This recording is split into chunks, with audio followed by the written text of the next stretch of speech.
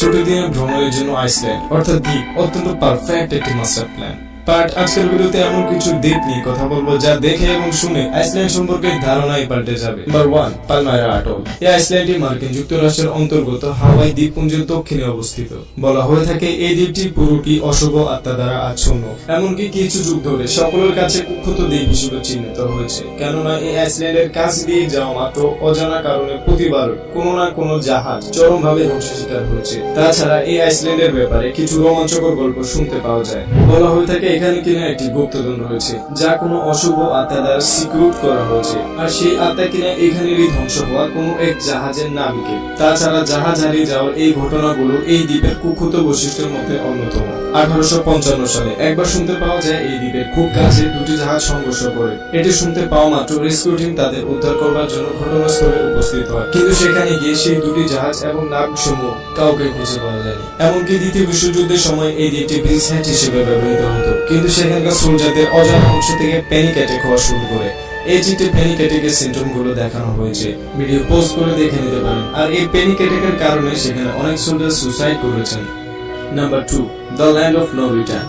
Kazakh ভাষায় এই দ্বীপের নাম বার্সা ক্যাম্পস, যার আক্ষরিক অর্থ হলো the land of no return. প্রাচীন কিছু অভিজ্ঞ লোকদের মধ্যে যারা এই দ্বীপটি সম্পর্কে কিছুটা ধারণা রাখেন তারা বলেন একবার এই দ্বীপ থেকে এক লোক পালিয়ে আসতে সক্ষম হয়েছিল, যে কিনা সেখানে 1 বছর অবস্থান করেছিল। কিন্তু সেখান থেকে ফিরে আসবার পর এমন কিছু ঘটেছে যা কারো পক্ষে খুব সহজে বিশ্বাস করা সম্ভব নয়। কেননা সে ব্যক্তির মতে তিনি ফিরে এসে দেখেন এখানে প্রায় 10 বছর অতিক্রম হয়ে গিয়েছে।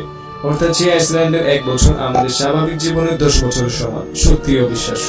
এমনকি বড় বড় গ্রুপ সহ লোকেরা এর রহস্য বের করতে এই দ্বীপে ইনভেস্টিগেশন করতে গিয়েছেন, কিন্তু দুর্ভাগ্যক্রমে কেউ ফিরে আসেনি। তবে কাজাকবাসীরা লোকেদের এভাবে গুম হওয়ার পেছনে প্রাগৈতিহাসিক সময়ের ফ্লাইং লিজার্ডকে দায়ী করেছেন। অফিসিয়ালি এই আইসল্যান্ডটি উদ্বোধন করা হয়েছিল 19 দশকের মাঝামাঝি সময়, এবং পরবর্তীতে 20 দশকের সময় এই আইসল্যান্ডটি স্থানীয় শিকার পরিবার দ্বারা দখল করা হয়েছিল। Number 3, Maxim Iceland. এখানে তাৎক্ষণিক বিপদ থেকে বাঁচতে গ্যাস মাস্ক আপনাকে সঙ্গে করে রাখতেই হবে, আদারওয়াইজ দূষিত বায়ুর কারণে আপনার স্বাস্থ্য মারাত্মক বিপদের সম্মুখীন হতে পারে। এখানে একটি অ্যাক্টিভ আগ্নেয়গিরি রয়েছে, তবে এই সচল আগ্নেয়গিরি থেকেও বেশি ভয়ানক হচ্ছে পৃথিবীর অন্ত্র থেকে বয়ে আসা বিষাক্ত গ্যাস।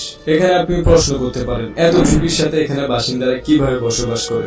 তাহলে আমাদের ইতিহাসের কিছুটা পেছনে যেতে হবে। সাল 1962, সেখানকার আগ্নেয়গিরির এক ভয়ানক বিস্ফোরণ হয়েছিল, যার ভয়াবহতা দেখে এই অঞ্চলের সকল বাসিন্দাদের সরিয়ে নেওয়া হয়েছিল। তারপর থেকে প্রায় 2000 সালের আগ পর্যন্ত এখানে কোনো স্থায়ী বাসিন্দা বসবাস করেনি, কিন্তু 2000 সালের পর থেকে এখানেরই পূর্বের বাসিন্দারা প্রায় 38 বছর পর আবার তাদের মাতৃভূমির টানে ফিরে আসেন।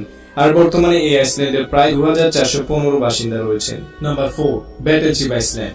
অফিসিয়ালি এই আইসল্যান্ডের আসল নাম হচ্ছে হাসিমা আইসল্যান্ড, আর এটি নাগাসাকি থেকে প্রায় 9 মাইল দূরে অবস্থিত। এই আইসল্যান্ডের চারিদিকে দেয়াল রয়েছে, যার কারণে অন্যান্য আইসল্যান্ড গুলো থেকে এটি কিছুটা ভিন্ন এবং ব্যতিক্রমী দেখায়। কিন্তু দুঃখজনক হলো সত্য যে এই আইসল্যান্ডটি বর্তমানে পরিত্যজ্য, আর তার কারণ জানতে হলে আমাদের কিছুটা পেছনে যেতে হবে। জাপানের শিল্পায়নের শুরুর দিকে সমুদ্র নিচে কয়লা খনির জন্য বিখ্যাত ছিল এই দ্বীপটি। 1810 সালে প্রথমবারের মতো জানতে পাওয়া যায় যে এখানে একটি কয়লা খনি রয়েছে, এবং তার প্রায় 80 বছর পর মিৎসুবিশি প্রথমবারের মতো এটি কিনে নেয়, এবং তারই সাথে 1890 সালে এর কনস্ট্রাকশন কাজ শুরু করে দেয়। তখনকার সময় মিৎসুবিশি এখানে বাসিন্দাদের জন্য তৈরি করেছিলেন অ্যাপার্টমেন্ট ব্লকস, একটি স্কুল, একটি কিন্ডারগার্টেন, একটি হাসপাতাল, একটি টাউন হল, একটি ক্লাব হাউস, একটি সিনেমা হল, একটি কমিউনাল বাথ, একটি সুইমিং পুল, এবং তারই সাথে আরো অনেক সুব্যবস্থা সেখানে বিদ্যমান ছিল। কিন্তু 1930 সাল অবধি দ্বিতীয় বিশ্বযুদ্ধ চলাকালীন সময় চীনা বন্দীদের এবং কোরিয়ান নিয়োগপ্রাপ্ত নাগরিকদের এখানে অত্যন্ত কঠোর পরিস্থিতিতে এবং বিভিন্ন ঝুঁকির সাথে এখানে কাজ করতে বাধ্য করা হতো। এই সময় ভূগর্ভস্থ দুর্ঘটনা, ক্লান্তি এবং অপুষ্টিজনিত কারণে অনেকে মারা গিয়েছেন বলে জানা গিয়েছিল। কিন্তু 1974 সালের দিকে কয়লার পরিবর্তে যখন পেট্রোলিয়ামের প্রচলন দিন দিন বৃদ্ধি পেতে শুরু করে, তখন সেখান থেকেও ধীরে ধীরে বাসিন্দাগণ সেই দ্বীপটি ছেড়ে চলে যেতে শুরু করে। তারপর দীর্ঘ সময় ধরে এই জায়গাটি বন্ধ ছিল, কিন্তু বর্তমানে এই দ্বীপটি এখন ইউনেস্কো ওয়ার্ল্ড হেরিটেজের একটি সাইট, এবং এটি সারা বিশ্বের সকল দর্শকদের জন্য উন্মুক্ত। Number 5, Gojo Iceland. বলা হয়ে থাকে আমাদের পৃথিবীতে রহস্যময় স্থানের তালিকায় গোজো আইসল্যান্ড অন্যতম। গবেষণা থেকে জানা যায় এই স্থানটি খুবই প্রাচীন, যা কিনা প্রাচীন মিশরের পিরামিড তৈরি করার প্রায় 1000 বছর পূর্বে তৈরি করা হয়েছিল।